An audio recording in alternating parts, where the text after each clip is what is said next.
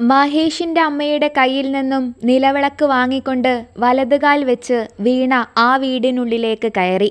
അപ്പോൾ മഹേഷ് കുനിഞ്ഞൽപ്പം ഇറങ്ങിക്കിടക്കുന്ന അവളുടെ സാരിയുടെ തുമ്പുയർത്തി കൊടുത്തു. ആ കാഴ്ച കണ്ട മായയ്ക്ക് ഏട്ടൻ തന്നോട് പറഞ്ഞത് കള്ളമാണ് എന്ന് വീണ്ടും തോന്നി. ഉറപ്പായും ഇവർ തമ്മിൽ പ്രണയത്തിലായിരുന്നു. തന്നോട് അത് പറഞ്ഞാൽ കാശിയേട്ടൻ്റെ കാര്യത്തിൽ താൻ വാശി പിടിക്കുമെന്ന് കരുതി കള്ളം പറഞ്ഞതാണ്. അവളുടെ ചിന്തകൾ ആ വഴിയൊക്കെ പോയി. അപ്പോഴേക്കും വീണ വിളക്കുമായി പൂജാമുറിയിലേക്ക് പോയിരുന്നു. വിളക്ക് അവിടെ വെച്ചതിന് ശേഷം ഇരുവരും പ്രാർത്ഥിച്ചു. മായ തന്നെയാണ് വീണയെ മുറിയിലേക്ക് കൊണ്ടുപോയത്. വൈകുന്നേരം അടുക്കള കാണൽ ചടങ്ങ് കൂടി ബാക്കിയുണ്ട്, ചെറിയൊരു റിസപ്ഷനും.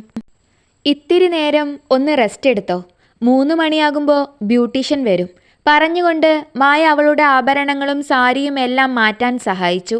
മായയുമായി നേരത്തെ തന്നെ കൂട്ടായതിനാൽ അവൾക്ക് ആശ്വാസം തോന്നുന്നുണ്ടായിരുന്നു. എന്നാലും എൻ്റെ ഏട്ടനെ പ്രേമിച്ചിട്ട് എന്നോടൊരു വാക്ക് പറയാൻ നിനക്ക് തോന്നിയില്ലല്ലോ. നേരത്തെ എന്നോട് പറഞ്ഞിരുന്നുവെങ്കിൽ എനിക്ക് നിന്നെക്കൊണ്ട് ഒരു പ്രയോജനമുണ്ടായേനെ. ഇനിയിപ്പോൾ അത് പറഞ്ഞിട്ട് കാര്യമില്ല. അവളുടെ തലമുടിയിൽ നിന്നും സ്ലൈഡുകൾ ഊരിയെടുക്കുന്നതിനിടയിൽ മായ ഒരു പരിഭവം പോലെ പറഞ്ഞു. എൻ്റെ പൊന്നുമായേ, പ്രേമത്തിൻ്റെ കാര്യമൊന്നും നീ എന്നെ ഓർമ്മിപ്പിക്കരുത്. എനിക്ക് പോലും ഇതൊന്നും ഇപ്പോഴും വിശ്വാസമായിട്ടില്ല. നിന്റെ ഏട്ടനോട് പ്രേമം പറഞ്ഞു ചെന്നപ്പോൾ അങ്ങേരെന്നെ തല്ലിയില്ല എന്നേ ഉള്ളൂ. വീണ പറഞ്ഞതും മായയ്ക്ക് മഹേഷ് പറഞ്ഞതെല്ലാം സത്യമാണ് എന്ന് തന്നെ മനസ്സിലായി. എന്തായാലും നിന്നെ ഞാൻ പണ്ടു മുതലേ നാത്തൂനായി കണ്ടിട്ടുണ്ടായിരുന്നല്ലോ. അതിങ്ങനെയെങ്കിലും സാധ്യമായല്ലോ. ഒരാത്മകഥം പോലെ ശബ്ദം താഴ്ത്തി മായ പറഞ്ഞത് വീണ കേട്ടതേയില്ല. വൈകുന്നേരത്തെ റിസപ്ഷന് അധികം ആളുകളെ ക്ഷണിച്ചിട്ടുണ്ടായിരുന്നില്ല. മഹേഷിൻ്റെ ഓഫീസിൽ നിന്നും കുറച്ച് സ്റ്റാഫുകൾ വലിയൊരു പ്രസൻറ്റേഷനുമായി വന്നു. എല്ലാവർക്കും അവൻ വീണയെ സന്തോഷത്തോടെ തന്നെ പരിചയപ്പെടുത്തി. 7 മണിയായപ്പോഴേക്കും തിരക്കെല്ലാം ഒരുവിധം കുറഞ്ഞിരുന്നു. ഏറെ സമയം നിന്നതിനാൽ അവൾക്ക് കാല് കഴിക്കാനും തുടങ്ങി. ഇനി ആരും വരാനില്ല, നമുക്കിനി അകത്തേക്ക് പോകാം. അവളുടെ ക്ഷീണം മനസ്സിലാക്കി എന്നതുപോലെ അവൻ പറഞ്ഞതും അവൾ ആശ്വാസത്തോടെ തലയാട്ടി. ഇന്നു മുതൽ താൻ മഹേഷിൻ്റെ മുറിയിലാണ് എന്നാലോചിച്ചപ്പോൾ അവൾക്കാകെ ഒരു പരവേശം തോന്നി. മഹേഷിൻ്റെ അമ്മയോട് കാലുപിടിച്ച് പറഞ്ഞ് സെറ്റ് സാരി അവൾ ഒഴിവാക്കി.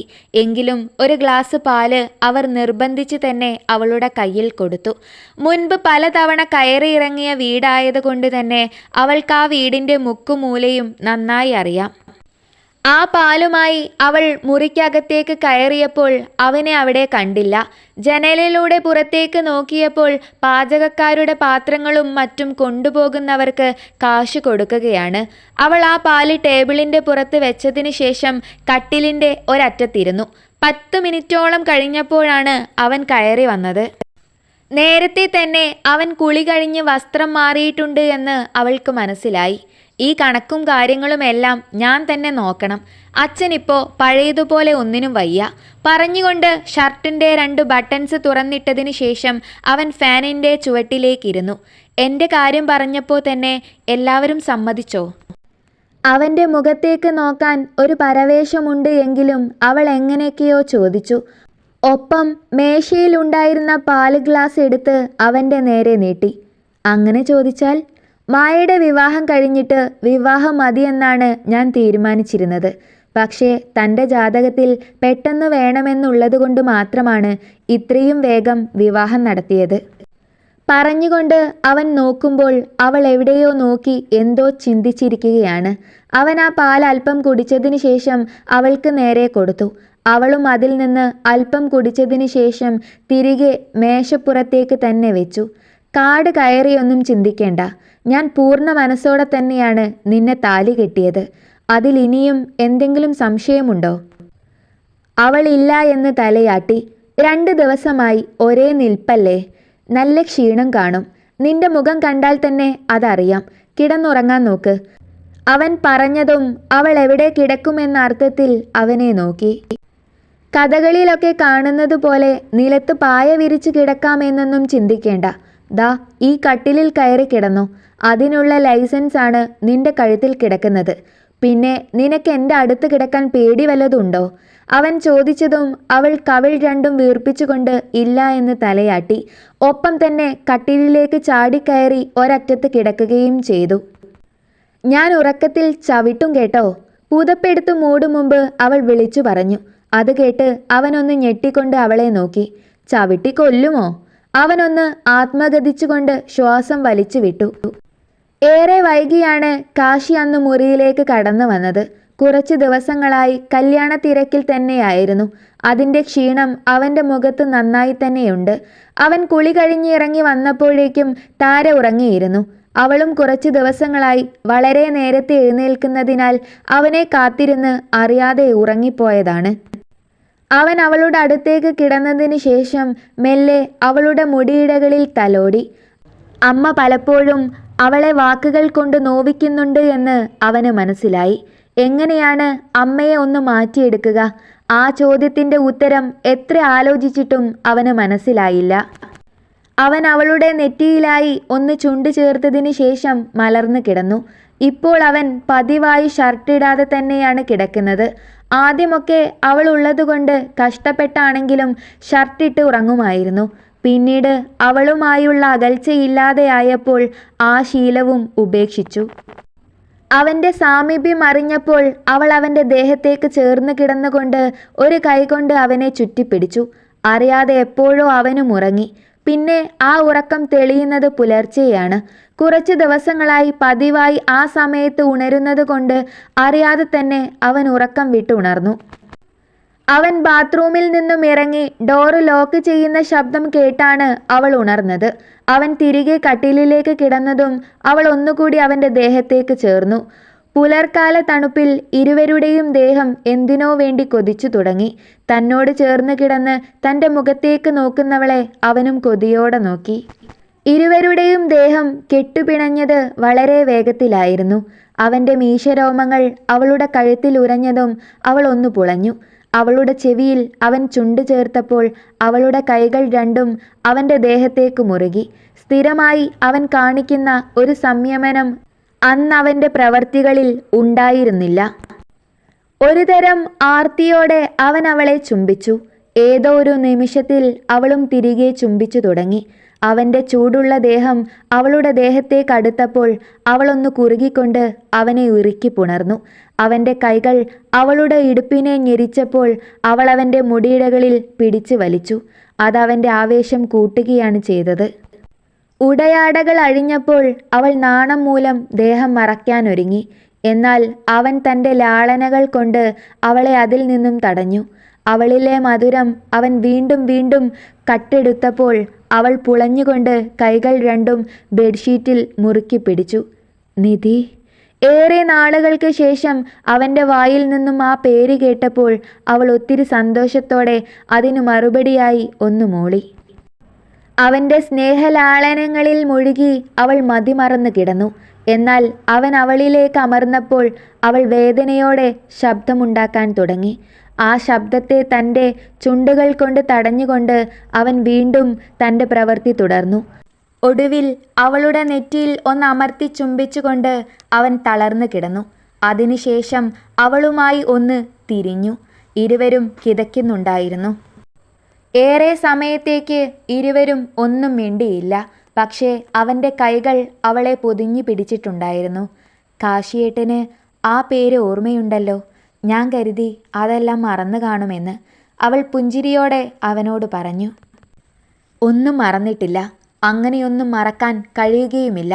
എന്നും എൻ്റെ ഹൃദയത്തിൽ നീ മാത്രമേയുള്ളൂ. നിന്നോട് എനിക്കുണ്ടായിരുന്ന ഇഷ്ടം ഏത് തരത്തിലുള്ളതാണ് എന്ന് പോലും എനിക്കറിയില്ലായിരുന്നു. എങ്കിലും എന്നെ ദ്രോഹിച്ചപ്പോൾ പോലും എനിക്ക് നിന്നെ വെറുക്കാൻ കഴിഞ്ഞില്ലല്ലോ. ഈ പേര് എൻ്റെ ഉള്ളിൻ്റെ ഉള്ളിൽ തന്നെ ഞാൻ കാത്തു സൂക്ഷിച്ചതാണ്, നിനക്ക് വേണ്ടി മാത്രം. പറഞ്ഞുകൊണ്ട് അവൻ ഒന്നുകൂടി അവളുടെ നെറ്റിയിൽ ചുണ്ടു ചേർത്തതും അവൾ കണ്ണുകൾ അടച്ചു. രാവിലെ ഉറക്കമുണർന്ന മഹേഷ് മെല്ലെ എഴുന്നേൽക്കാൻ ശ്രമിച്ചതും എന്തോ ഒന്ന് അതിന് തടസ്സം നിൽക്കുന്നതായി അവന് തോന്നി. അത് എന്താണെന്നറിയാൻ കണ്ണു തുറന്ന് നല്ല രീതിയിൽ നോക്കിയപ്പോഴാണ് വീണ കയ്യും കാലും തൻ്റെ പുറത്ത് കയറ്റി വെച്ചിരിക്കുന്നതാണ് എന്ന് മനസ്സിലായത്. അവളെ മെല്ലെ മാറ്റി കിടത്തിക്കൊണ്ട് അവൻ എഴുന്നേറ്റ് ബാത്റൂമിലേക്ക് കയറി. തിരികെ ഇറങ്ങുമ്പോഴും അങ്ങനെ തന്നെ കിടന്നുറങ്ങുന്നവളെ കണ്ട് അവളെ ഉണർത്തണോ വേണ്ടയോ എന്ന് അവൻ ആലോചിച്ചു. വീണേ, വീണേ. തട്ടി വിളിച്ചപ്പോൾ മെല്ലെ ഒന്ന് ചിണുങ്ങിക്കൊണ്ട് തിരിഞ്ഞു കിടന്നവൾ അടുത്ത സെക്കൻഡിൽ തന്നെ ചാടി എഴുന്നേറ്റു. സമയം എന്തായി മഹേഷ് ഏട്ടാ? ഞെട്ടലോടെ അവൾ ചോദിച്ചതും അവൻ ക്ലോക്കിലേക്ക് ചൂണ്ടി. 6 എന്ന് കണ്ടതും അവൾ ആശ്വാസത്തോടെ നെഞ്ചിൽ കൈവച്ചു. ഞാൻ കുളി കഴിഞ്ഞ് വന്നിട്ട് നമുക്ക് ഒരുമിച്ച് താഴേക്ക് പോകാമേ? അവൾ പറഞ്ഞതും അവൻ മെല്ലെ തലയാട്ടി. അവൻ്റെ ഒപ്പം തന്നെയാണ് അവൾ താഴേക്ക് ചെന്നത്. മഹേഷിൻ്റെ അമ്മ ഒരു പാവം സ്ത്രീയാണ്. അവർ വളരെ സ്നേഹത്തോടെ തന്നെയാണ് അവളോട് ഇടപെട്ടത്. ഏറെ നാളുകളായി അമ്മയുടെ അവഗണന മൂലം വേദനിച്ചിരിക്കുന്നവൾക്ക് അവരുടെ സാമീപ്യം ഒരാശ്വാസം തന്നെയായിരുന്നു. പതിയെ അത് തനിക്ക് പുതിയ വീടാണ് എന്നോ താൻ അവിടെ മരുമകളാണ് എന്നോ അവൾ മറന്നിരുന്നു. ഇരുവരും ക്ഷേത്രത്തിൽ പോകാനായി ഒരുങ്ങിയിറങ്ങി. മെറൂൺ കളർ ബ്ലൗസും അതിന് ചേരുന്ന തരം സെറ്റുമുണ്ടുമാണ് അവൾ ധരിച്ചിരുന്നത്. മഹേഷിൻ്റെ അമ്മയും മായയും ചേർന്ന് അവളെ അത് നല്ല ഭംഗിയിൽ ഉടുപ്പിച്ചു കൊടുത്തിരുന്നു. മഹേഷിൻ്റെ ഒപ്പം ബൈക്കിൻ്റെ പിന്നിലേക്ക് കയറിയപ്പോൾ ആദ്യമായി അവൾക്കൊരു പരവേശം തോന്നി. ഇതിനു മുൻപ് എത്രയോ തവണ അവൻ്റെ ബൈക്കിൻ്റെ പിറകിൽ കയറിയിട്ടുള്ളതാണ്. അന്നൊന്നുമില്ലാത്ത ഒരു തരം വെപ്രാളം അവളെ പൊതിഞ്ഞു. മെല്ലെ തൻ്റെ ഒരു കൈ ഉയർത്തി അവൾ അവൻ്റെ ചുമരിൽ പിടിച്ചു. അവൾ ഇരുന്നു എന്ന് ഉറപ്പായതും അവൻ മെല്ലെ വണ്ടി മുന്നോട്ടെടുത്തു. രാവിലെ ഉറക്കമുണർന്ന കാശി മെല്ലെ കണ്ണു തുറന്ന് ചുറ്റും നോക്കിയപ്പോൾ പുതപ്പിനുള്ളിൽ തന്നോട് ചേർന്ന് കിടക്കുന്നവളെ കണ്ടു. അപ്പോഴാണ് അവൻ ഇരുവരുടെയും കോലം ശ്രദ്ധിക്കുന്നത്. അവൾ ഒന്നും ഓർക്കാതെ ഒരു പൂച്ചയെപ്പോലെ കിടക്കുകയാണ്. അവൾ തിരിഞ്ഞു കിടന്നപ്പോൾ ഊർന്നു മാറിയ പുതപ്പിനിടയിലൂടെ അവളുടെ ദേഹത്ത് തൻ്റെ ദന്തക്ഷതം കണ്ട് അവൻ മെല്ലെ ഒന്ന് തഴുകി. അവൾ ഒന്ന് കുറുകിക്കൊണ്ട് അവൻ്റെ ദേഹത്തേക്ക് ചേർന്ന് കിടന്നപ്പോൾ ഇരുവരുടെയും ശരീരം തമ്മിൽ ഒന്നുരഞ്ഞു. അതവനിൽ മോഹമുണർത്തിയെങ്കിലും അവൻ സ്വയം നിയന്ത്രിച്ചുകൊണ്ട് എഴുന്നേറ്റ് ബാത്റൂമിൽ കയറി. തിരികെ ഇറങ്ങിയപ്പോഴും അവളുടെ ഉറക്കം കണ്ട അവന് അവൾക്ക് നല്ല ക്ഷീണമുണ്ട് എന്ന് മനസ്സിലായി. താര. അവൻ മെല്ലെ തട്ടി വിളിച്ചപ്പോൾ അവൾ കണ്ണു തുറന്ന് നോക്കി. താൻ ഈ ഡ്രസ്സൊന്ന് എടുത്തിട്ടിട്ട് കിടക്കാമോ? ഇപ്പോൾ എഴുന്നേൽക്കണ്ട. തനിക്ക് സുഖമില്ല എന്ന് ഞാൻ അമ്മയോട് പറഞ്ഞോളാം. ഇൻസ്റ്റിറ്റ്യൂട്ടിൽ ഒരു ദിവസം കൂടി ലീവ് പറയാം. അവൻ പറഞ്ഞതും അവൾ മെല്ലെ കട്ടിലിൽ നിന്നും എഴുന്നേറ്റു. അടിവയറ്റിൽ കൊളുത്തി പിടിക്കുന്ന ഒരു വേദന തോന്നിയതും അവൾ മുഖം ചുളിച്ചു. അത് മനസ്സിലായത് കൊണ്ട് അവൻ മെല്ലെ പുതപ്പിനു മുകളിലൂടെ അവിടെ ഒന്ന് തഴുകി കൊടുത്തു. ഏട്ടനൊന്ന് പുറത്തേക്ക് നിൽക്കാമോ? ഞാൻ മാറിയിട്ട് വിളിക്കാം. അവളും അല്ലേ പറഞ്ഞതും അവനൊന്ന് ദേഷ്യപ്പെട്ട് അവളെ നോക്കി. അതിനുശേഷം അവിടെ ഉണ്ടായിരുന്ന അവളുടെ ഡ്രസ്സ് എടുത്ത് അവളെ ധരിപ്പിക്കാൻ തുടങ്ങി. അതിനിടയിലും അവൻ്റെ കൈകൾ അവളിൽ ചെറിയ കുസൃതികൾ കാണിച്ചു. പകൽ വെട്ടത്തിൽ തൻ്റെ ദേഹം അവൻ കണ്ടതും അവൾ നാണത്തോടെ കണ്ണടച്ചു പിടിച്ചു. ഇതിനെയാണോ പൂച്ച കണ്ണടച്ച് പാല് കുടിക്കുക എന്ന് പറയുന്നത്? പൂച്ചയുടെ വിചാരം താൻ കണ്ണടച്ചാൽ തന്നെ ആരും കാണില്ല എന്നാണ്. ചെയ്യുന്ന ജോലിക്കിടയിൽ അവൻ പറഞ്ഞതും അവൾ അവൻ്റെ നെഞ്ചിൽ ഒരു നുള്ളു കൊടുത്തു. അവനൊന്ന് എരിവ് വലിച്ചുകൊണ്ട് അവളെ നോക്കി. കണ്ണുകൾ കൊണ്ട് ഉഴിയുന്നതുപോലെയാണ് അവൻ അവളെ അപ്പോൾ നോക്കിയത്. അത് കണ്ടതും അവൾ അവൻ്റെ നെഞ്ചിലെ ഒരു പിടി രോമത്തിൽ പിടിച്ചു വലിച്ചു. അറിയാതെ അവൻ ഒച്ചയുണ്ടാക്കിപ്പോയി. അപ്പോൾ അവൾ ചൂണ്ടുവിരൽ കൊണ്ട് അവൻ്റെ ശബ്ദം തടഞ്ഞു. ഇതുപോലെ തന്നെയാ ഇന്നലെ എന്നോട് പറഞ്ഞത്, വേദനിപ്പിച്ചിട്ട് ഒച്ചയുണ്ടാക്കല്ലേ എന്ന്. അവൾ പറഞ്ഞതും അവൻ അത്ഭുതത്തോടെ അവളെ നോക്കി. സംസാരിക്കാനൊക്കെ പഠിച്ചല്ലോ, കൊള്ളാം. എന്തായാലും നീ കുറച്ച് സമയം കൂടി ഇവിടെ കിടന്നോ. നിനക്ക് വയ്യ എന്ന് ഞാൻ അമ്മയോട് പറയാം. പറഞ്ഞതിന് ശേഷം അവളുടെ കവിളിൽ മെല്ലെ തട്ടിക്കൊണ്ട് അവൻ വാതിൽ തുറന്ന് പുറത്തേക്ക് ഇറങ്ങിപ്പോയി. അവൾ ആ ആലസ്യത്തിൽ തന്നെ തിരിഞ്ഞു കിടന്ന് ഉറങ്ങുകയും ചെയ്തു. അടുക്കളയിൽ വന്ന് 2 കപ്പ് ചായ ഒഴിച്ചെടുക്കുന്നവനെ കാഞ്ചന അത്ഭുതത്തോടെ നോക്കി. ആർക്കാ കാശി 2 ചായ? ഒരെണ്ണം താരയ്ക്ക്. അവൾക്ക് നല്ല സുഖമില്ല. താഴേക്ക് വരണ്ട എന്ന് ഞാനാ പറഞ്ഞത്. ഞാനിത് കൊണ്ടുപോയി കൊടുത്തിട്ട് വരാം. നിനക്ക് ഇത്ര നാണമില്ലാതായോ കാശി? അവൻ അച്ചിയെ ഊട്ടാൻ നടക്കുന്നു. ഒരു കല്യാണം കഴിഞ്ഞ വീടല്ലേ, എന്തെല്ലാം ജോലിയുണ്ട് ഇവിടെ. ആകെ വൃത്തികേടായി കിടക്കുകയാണ്. അവർ പറഞ്ഞതും അവൻ അല്പം രൂക്ഷമായി നോക്കി. വീട് വൃത്തിയാക്കാൻ ഞാൻ ഒരാളെ വിളിച്ചിട്ടുണ്ട്. പിന്നെ എൻ്റെ ഭാര്യയ്ക്ക് ചായ കൊണ്ടു കൊടുക്കുന്നതിൽ എനിക്ക് പ്രത്യേകിച്ച് നാണക്കേടൊന്നുമില്ല.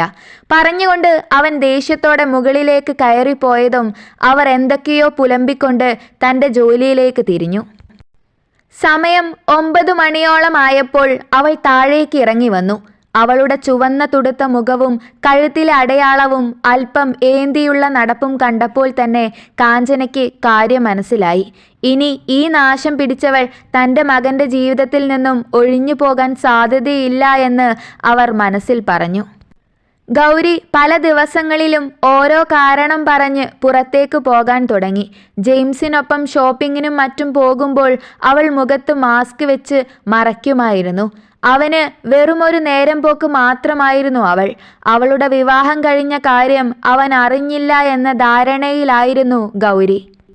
ഏതെങ്കിലും കാരണവശാൽ വിവേക് തന്നെ ഉപേക്ഷിച്ചാൽ ജെയിംസ് തന്നെ സംരക്ഷിക്കുമെന്ന് അവൾ വിശ്വസിച്ചു. അന്ന് ചില ബിസിനസ് പരമായ അത്യാവശ്യം മൂലം അമേരിക്ക വരെ പോകേണ്ടി വന്നതിനാലാണ് അവളുമായുള്ള കോണ്ടാക്റ്റ് കട്ടായത് എന്നാണ് അവൻ അവളെ പറഞ്ഞ് വിശ്വസിപ്പിച്ചത്. ആ കഥ അവൾ നന്നായി വിശ്വസിക്കുകയും ചെയ്തു. അല്ലെങ്കിലും ജീവിതത്തെക്കുറിച്ച് അത്രത്തോളം കാര്യമായി ഒന്നും അവൾ ചിന്തിക്കാറില്ലായിരുന്നു. അവൻ പറയുന്നതെല്ലാം വിശ്വസിച്ച് അവൻ്റെ കയ്യിലെ ഒരു കളിപ്പാവ പോലെ അവൾ നിന്നു കൊടുത്തു. അങ്ങനെ അവളുടെ ജീവിതം വളരെ സുഖകരമായി മുന്നോട്ടു പോയിക്കൊണ്ടിരിക്കുമ്പോഴാണ് പ്രഗ്നൻസി കാർഡിലെ 2 വരകൾ അവളെ നോക്കി പല്ലിളച്ച് കാട്ടിയത്. ജെയിംസുമായി ഉണ്ടാകുന്ന റിലേഷനിൽ എപ്പോഴും തന്നെ പ്രൊട്ടക്ഷൻ യൂസ് ചെയ്യുന്നതിനാൽ കുഞ്ഞ് വിവേകിൻ്റേതാണ് എന്ന കാര്യത്തിൽ അവൾക്ക് യാതൊരു സംശയവും ഇല്ലായിരുന്നു. എന്നാൽ ജീവിതം ആസ്വദിച്ചു കൊണ്ടിരിക്കുന്ന അവസരത്തിൽ ഈ കുഞ്ഞിൻ്റെ വരവ് തനിക്ക് നല്ലതിനാവില്ല എന്ന് അവൾക്ക് തോന്നി. ഈ കുഞ്ഞ് തൻ്റെ വയറ്റിൽ വളർന്നാൽ ജെയിംസുമായുള്ള ബന്ധം എന്നേക്കുമായി മുറിഞ്ഞു പോകും. കുഞ്ഞിനെ പ്രസവിക്കുന്നതിലൂടെ തൻ്റെ ശരീര സൗന്ദര്യം നഷ്ടപ്പെടും. താനൊരു വീട്ടമ്മയായി ചുരുങ്ങും. കുഞ്ഞിനെ വളർത്തിയും അതിനു പാല് കൊടുത്തും തൻ്റെ ജീവിതം 4 ചുവരുകൾക്കുള്ളിൽ കുടുങ്ങുമെന്ന് അവൾ ഭയന്നു. എന്നാൽ വിവേകിൻ്റെ മനസ്സിൽ ആഴത്തിൽ പതിയുന്നതിനും അവൻ്റെ വീട്ടുകാരുമായുള്ള ബന്ധം കൂടുതൽ തീവ്രമാക്കുന്നതിനും വയറ്റിൽ വളരുന്ന കുഞ്ഞ് സഹായിക്കുമായിരുന്നിട്ടും അങ്ങനെ ചിന്തിക്കാതെ സ്വാർത്ഥമായ താല്പര്യങ്ങൾക്ക് വേണ്ടി വയറ്റിൽ വെച്ച് തന്നെ ആ കുഞ്ഞിനെ ഒഴിവാക്കാൻ അവൾ തീരുമാനിച്ചു. പ്രഗ്നൻ്റ് ആണ് എന്ന കാര്യം മറ്റാരും അറിയാതെ ഇരിക്കാൻ അവൾ പരമാവധി ശ്രദ്ധിച്ചു. തനിക്ക് പീരിയഡ്സ് ആണ് എന്ന് പറഞ്ഞ് വിവേകിനെ അവൾ ഒഴിവാക്കി നിർത്തി. അടുത്ത ദിവസം ആരോടും പറയാതെ അവൾ ഹോസ്പിറ്റലിലേക്ക് പോവുകയും ചെയ്തു. ഡോക്ടറിനോട് ഓരോ കള്ളങ്ങളും പറഞ്ഞ് പിടിപ്പിച്ചതിനെ തുടർന്ന് ഒടുവിൽ അവർ അവൾക്ക് അബോർഷനുള്ള ടാബ്ലറ്റ് നൽകി. നല്ല രീതിയിൽ വേദനയും ബ്ലീഡിങ്ങും കാണുമെന്ന് പറഞ്ഞു തന്നെയാണ് ഡോക്ടർ അവളെ വീട്ടിലേക്ക് വിട്ടത്. വീട്ടിലെത്തി ആഹാരം കഴിച്ചതിന് ശേഷം ടാബ്ലറ്റ് കഴിക്കാൻ എടുക്കുമ്പോൾ പോലും മറുത്തൊരു ചിന്ത അവളുടെ മനസ്സിലുണ്ടായില്ല. ആ ടാബ്ലറ്റ് വായിലേക്കിട്ട് വെള്ളവും കുടിച്ചതിന് ശേഷം അവൾ കാത്തിരുന്നു.